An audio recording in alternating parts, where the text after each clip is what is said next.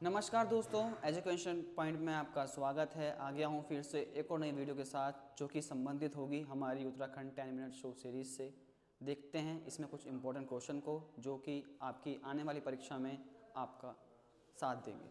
चलिए, पहला क्वेश्चन है, निम्नलिखित में से कब उत्तराखंड क्रांति दल ने एक दस्तावेज जारी कर गैरसैंण, आप सभी इस नाम से परिचित होंगे, गैरसैंण, ठीक है ना, जो कि कहाँ स्थित है, चमोली में स्थित है, को प्रस्तावित राज्य की राजधानी घोषित किया। मतलब उत्तराखंड क्रांति दल ने गैरसैंण को कब राजधानी घोषित करने का प्रस्ताव दिया, ठीक है ना। ऑप्शन पहला है अगस्त 1990, जुलाई 1992, दिसंबर 1995 या फरवरी 1981। तो इसका राइट आंसर हो जाएगा जुलाई 1992, यानी कि जुलाई 1992। जुलाई 1992 को जो है उत्तराखंड क्रांति दल ने गैरसैंण को राजधानी बनाने का प्रस्ताव दिया था। अब बात करें उत्तराखंड क्रांति दल की, तो इसकी स्थापना जो है 1979 में होती है, थोड़ा आप बात को ध्यान रखेंगे। और 1992 के समय जो है इसके जो अध्यक्ष होते हैं वो होते हैं काशी सिंह एरा। काशी सिंह एरा जो होते हैं इसके अध्यक्ष होते हैं, इस बात को थोड़ा आप ध्यान रखेंगे। और इन्होंने इस प्रस्ताव में जो राजधानी गैरसैंण जो राजधानी है, गैरसैंण राजधानी है, इसको चंद्रनगर नाम दिया था उस प्रस्ताव में, चंद्रनगर। थोड़ा आप बात को ध्यान रखेंगे, चंद्रनगर। तो पूछ सकता है गैरसैंण चंद्रनगर किसका नाम है, गैरसैंण का नाम है, जो कि स्थित है चमोली में स्थित है। ये प्रस्ताव जो है क्रांति दल द्वारा दिया गया था। कब दिया गया था, 1992 में दिया गया था। उस टाइम इसके अध्यक्ष कौन थे, Kashi Singh era. Next question, वो कह रहा है कि उत्तराखंड राज्य में विभिन्न घटनाओं में शहीद से संबंधित निम्न में से कौन सा कथन गलत है। आप थोड़ा ध्यान रखेंगे, वो बात कर रहा है कौन सा कथन गलत है। तो पहली घटना है हमारे पास खटीमा गोली कांड। खटीमा गोली कांड सब आप परिचित होंगे। इसमें जो शहीद हुए थे उनका इंपॉर्टेंट जो आए हैं वही हमने सेलेक्ट करे हैं, धर्मानंद भट्ट, गोपीचंद, भुवन सिंह और प्रताप सिंह। जी हाँ, ये जो शहीद हैं ये शहीद हुए थे खटीमा गोली कांड। ये हुआ था 1 सितंबर 1994 को हुआ था, ठीक। दूसरा ऑप्शन है हमारे पास मसूरी गोली कांड। इसमें धनपत सिंह, बेलमती चौहान और हंसा धनई जी, ये जो है शहीद हुए थे, इंपॉर्टेंट नाम है। और ये घटना हुई थी, ये हुई थी 2 सितंबर 1994 को हुई थी। ये भी ऑप्शन हमारे पास ठीक है। और ऑप्शन नंबर सी है हमारे पास रामपुर तिराहा कांड। इसमें जो शहीद हुए थे वो है रविंद्र सिंह, नीतीश कुमार भट्टी। ये दो प्रमुख नाम हैं जो कि रामपुर तिराहा कांड शहीद हुए थे, जो हुआ था 2 अक्टूबर 1994 को ये हुआ था, ठीक है ना। तो देखिए 1994 से ही कुछ 3 घटनाएं हमने देखी जो प्रमुख हैं। और ऑप्शन डी ये जो है हमारा इस प्रश्न का सही उत्तर होगा, क्योंकि ये जो घटना हुई थी श्री यंत्र टापू घटना, ये हुई थी 10 नवंबर 1995 को हुई थी, जिसमें दीपक वालिया, बलदेव सिंह जोशी ना शहीद होकर 2 जने आपको ध्यान रखने हैं। उनका नाम है राजेश यादव, रावत और यशोधर बेंजवाल। थोड़ा नाम आपको ध्यान रखने हैं। जो श्री यंत्र टापू घटना है इसमें 2 जने शहीद आपको ध्यान रखने हैं, राजेश यादव जी और यशोधर बेंजवाल जी, ये शहीद हुए थे, ठीक है ना। तो तीनों घटनाओं का हमने कालक्रम देख लिया और उनमें जो शहीद हुए वो भी हमने देख लिया। इस टाइप के क्वेश्चन जो है आयोग काफी पूछने की संभावना हो जाती है। नेक्स्ट क्वेश्चन की ओर चलें।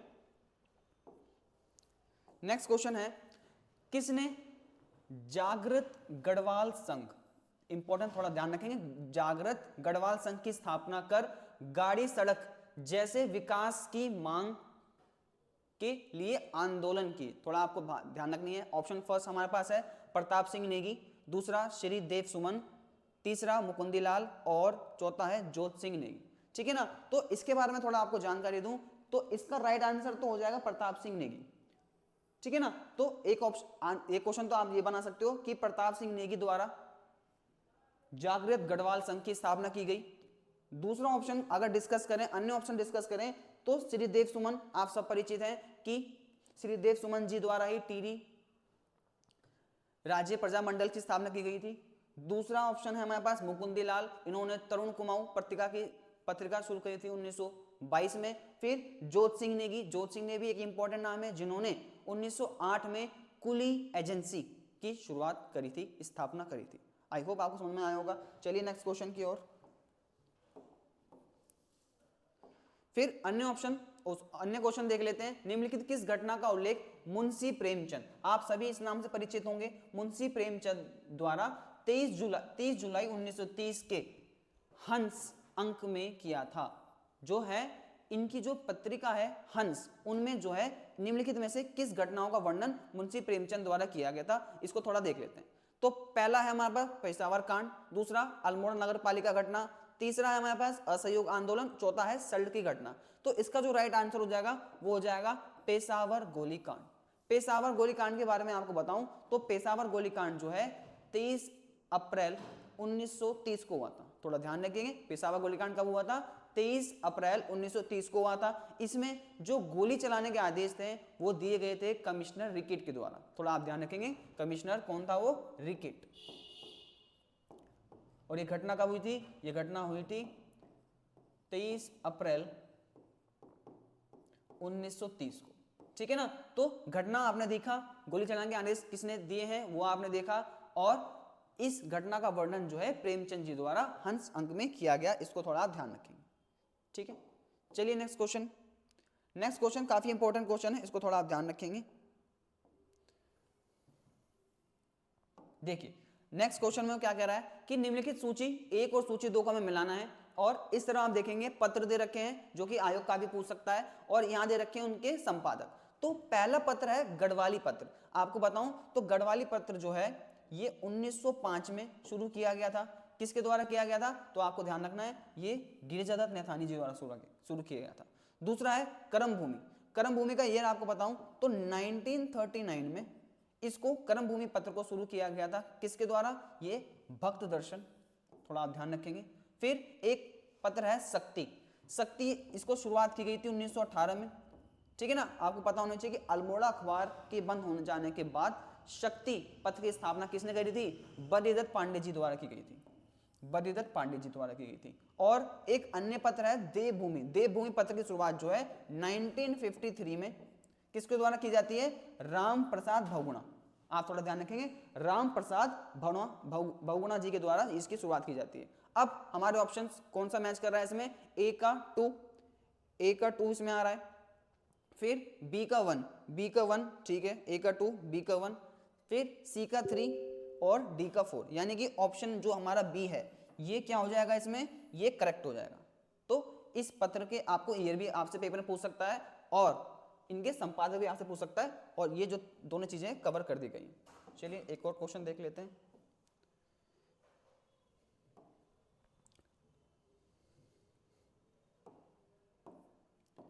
नेक्स्ट क्वेश्चन है हमारे पास।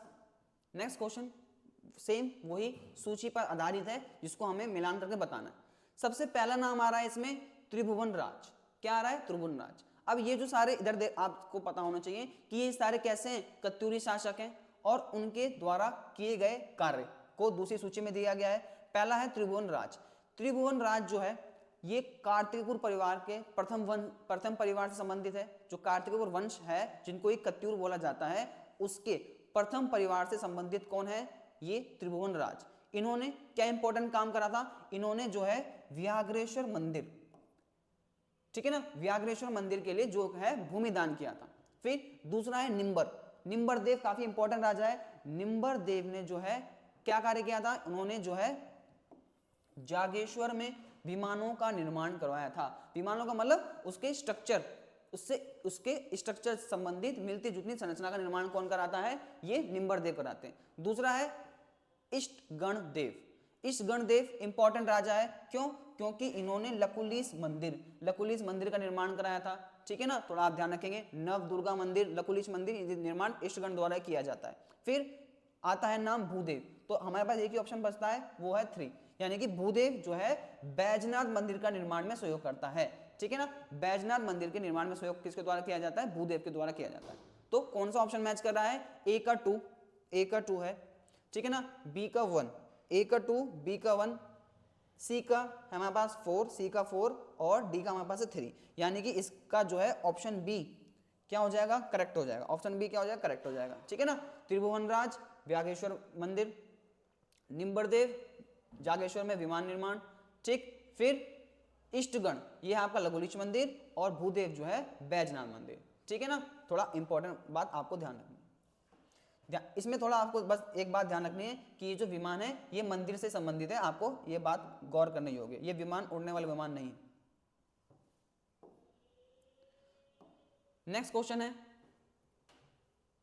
26 जनवरी 1930 को संपूर्ण भारत में उत्तराखंड में स्वतंत्रता दिवस मनाया गया। निम्न में से कौन सा स्थान इससे अछूता रहा?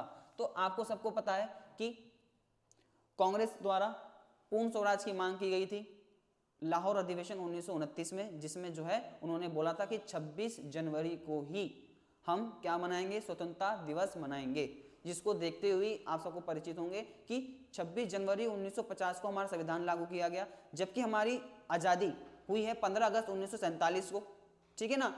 तो जो संविधान निर्माता हैं उन्होंने 26 जनवरी की तारीख को जनता ना भूल जाए, इसके लिए 26 जनवरी 1950 को संविधान लागू करने की तिथि रखी। कई को क्वेश्चन इस तरह का बना हुआ है कि संविधान लागू करने की तिथि 26 जनवरी ही क्यों रखी? क्योंकि जो है लाहौर अधिवेशन में कांग्रेस द्वारा पूर्ण स्वराज की मांग की गई थी और बोला गया था कि 26 जनवरी को ही हम स्वतंत्रता दिवस मनाएंगे, तो 1930 से ये मनाया गया। इसमें जो है उत्तराखंड के ये तीनों क्षेत्र देहरादून, टिहरी रियासत और नैनीताल सम्मिलित थे। इनमें से इसका आंसर हो जाएगा नन ऑफ दिस, यानी कि इनका प्रभाव इन तीनों क्षेत्र पर ही पड़ा। नेक्स्ट क्वेश्चन इंपॉर्टेंट क्वेश्चन है, सुदर्शन शाह के काल में रचित ग्रंथ तथा उनके लेखकों के संदर्भ में सूची दे रखी है। सूची 1 रचना है और सूची 2 है रचनाकार, ठीक है। तो आप सबको पता होना चाहिए टिहरी रियासत की शुरुआत जो है सुदर्शन शाह द्वारा की जाती है और सुदर्शन शाह अपने आप में ही कला प्रेमी है, ठीक है ना। कला से काफी लगाव है सुदर्शन शाह का, रचनाओं से काफी लगाव है सुदर्शन शाह का। तो पहली रचना जो है गोरखवाणी की रचना ये स्वयं सुदर्शन शाह के द्वारा ही की जाती है। गोरखवाणी रचना किसके द्वारा की जाती है? सुदर्शन शाह के द्वारा की जाती है, ठीक है ना। ऐसे ही सुदर्शन शाह की एक है सभासार ग्रंथ, वो आपको थोड़ा ध्यान रखना है, यहां पर थोड़ा मैं लिखना चाहूं सभासार ग्रंथ, सभासार, ठीक है ना। सभासार ग्रंथ जो है ये सुदर्शन शाह के द्वारा लिखा गया था। इसमें ये खुद को क्या बोलता है? सूरत कवि बोलता है। सूरत कवि कौन बोलता है? सुदर्शन शाह स्वयं को इसमें सभासार ग्रंथ में सूरत कवि बोलता है। फिर उसके बाद नेक्स्ट ऑप्शन में हमारे पास सुदर्शन उद्यम, इसकी रचना जो है किसके द्वारा की जाती है? इसकी रचना जो है राइटर कुमुदानंद के द्वारा की जाती है। किसके द्वारा की जाती है? राइटर कुमुदानंद के द्वारा की जाती है। अब जो ऑप्शन नंबर हमारे पास सी है, क्या है? प्रद्युम्नद्य, इसकी रचना जो है किसके द्वारा? रामदत्त बहुगुणा, ठीक है ना। प्रद्युम्न उद्यम की द्वारा जो रचना है ये रामदत्त बहुगुणा। और जो हमारा लास्ट ऑप्शन बचता है सभाभूषण, इसकी रचना करता है हरिदत्त शर्मा। हरिदत्त शर्मा इंपॉर्टेंट है। क्यों हरिदत्त शर्मा इंपॉर्टेंट है? क्योंकि ये दरबारी कवि होता है। कहां पर? सुदर्शन शाह का। सुदर्शन शाह का दरबारी कवि कौन है? हरिदत्त शर्मा। इसके द्वारा जो है सभाभूषण की रचना की जाती है। अब ऑप्शन हमारा देखें तो ए का 2, ठीक है ना, ए का 2 है, बी का 1, सी का 4 और डी का 3, यानी कि ऑप्शन नंबर ए जो हमारा क्या हो जाएगा? करेक्ट हो जाएगा। इस क्वेश्चन का आंसर क्या हो जाएगा? ऑप्शन नंबर ए, ठीक है ना। थोड़ा ध्यान रखना है। गोरखवाणी, सुदर्शन शाह इंपॉर्टेंट राजा है। क्यों? क्योंकि ये ऐसा है राजा है जो खुद ही किसी पुस्तक की रचना कर रहा है। तो सभासार ग्रंथ और गोरखवाणी आपको थोड़ा ध्यान रखना है। नेक्स्ट क्वेश्चन, निम्नलिखित में से किस सन में महात्मा गांधी ने उत्तराखंड की यात्रा नहीं की? ध्यान रखिए, शब्द कह रहा है वो नहीं की। तो उत्तराखंड की यात्रा महात्मा गांधी ने कब करी है? थोड़ा देख लेते हैं। पहला ऑप्शन है 1929, ठीक है ना, जो कि सही है। 1929 में जो है उत्तराखंड में गांधी जी का आगमन होता है। कब होता है? जून 1929। थोड़ा आप ध्यान रखेंगे, जून 1929 में गांधी जी कहाँ आते हैं? कुमाऊं आते हैं, थोड़ा बात ध्यान रखेंगे। कुमाऊं में गांधी जी, थोड़ा आपको ध्यान रखना है, बागेश्वर के कौसानी में गांधी जी रहते हैं। यहाँ पर जो है अनासक्ति योग का कुछ भाग लिखते हैं और अपनी एक पुस्तक यंग इंडिया में गांधी जी कौसानी को भारत का मिनी स्विट्जरलैंड से संबोधित करते हैं। इसको थोड़ा आप ध्यान रखें। अन्य ऑप्शन देख लेते हैं। 1915 तो हरिद्वार में इनका आगमन होता है। हरिद्वार में कब? महाकुंभ के टाइम, ठीक है ना, महाकुंभ के टाइम जो है इनका आगमन होता है। फिर 1916 में ये गांधी जी जो है देहरादून जाते हैं, ठीक है ना। 1913 में ये जो है हमारा क्या हो जाएगा? ऑप्शन सही हो जाएगा। क्यों? क्योंकि उन्होंने पूछा है नहीं, यानी किस वर्ष में गांधी जी उत्तराखंड में नहीं थे, वो 1913 में गांधी जी उत्तराखंड में नहीं थे। बाकी 1929 थोड़ा आपको ध्यान रखना, इंपॉर्टेंट ईयर है गांधी जी संबंधित। 1929 में कुमाऊं में, फिर 1915 में हरिद्वार, 1916 में जो है देहरादून में ये यात्रा करते हैं। नेक्स्ट क्वेश्चन, ये क्वेश्चन काफी इंपॉर्टेंट है, ठीक है ना। इस तरह के क्वेश्चन आयोग काफी पूछना शुरू कर रहा है कि कालिदास की रचनाओं में उत्तराखंड के स्थल के संदर्भ में निम्न में से क्या सही नहीं है? ध्यान रखिए, इसमें भी सही नहीं है, ये हमें ध्यान रखना है। तो इंपॉर्टेंट कालिदास, तो ऑप्शन क्या है? कैलाश। कैलाश को उन्होंने अपनी रचनाओं में क्या बोला है? गंधमादन की एक शिखा बोला है। गंधमादन पर्वत आप सब परिचित होंगे। क्रीणाशैल टीला, अलकापुरी के यक्ष भवन में बावरी निकट का एक जो है टीला है, थोड़ा ध्यान रखेंगे, ये यहां पर ना आके इधर, ठीक है ना, टीला। तो अलकापुरी के यक्ष भवन में बावरी के निकट एक टीला है, इसको क्रीणाशैल बोला गया, यानी कि ये भी पर्वत है। फिर कोंच रंध्र, कोंच रंध्र क्या है? गंगा जी के स्रोत से कैलाश की ओर यह जो स्थल है उसको कालिदास जी ने क्या बोला गया है? कोंच रंध्र बोला गया है। फिर ऑप्शन जो डी है इसका हमारा राइट आंसर हो जाएगा। जो सुमेरु है, इन्होंने कालिदास जी ने अपनी रचना में इसको बोला है कैलाश पर्वत व गंधमादन, गंधमादन के निकट। ध्यान रखेंगे, जो सुमेरु जो पर्वत है इसको कैलाश पर्वत व गंधमादन के निकट कालिदास जी ने अपनी रचना में बोला गया।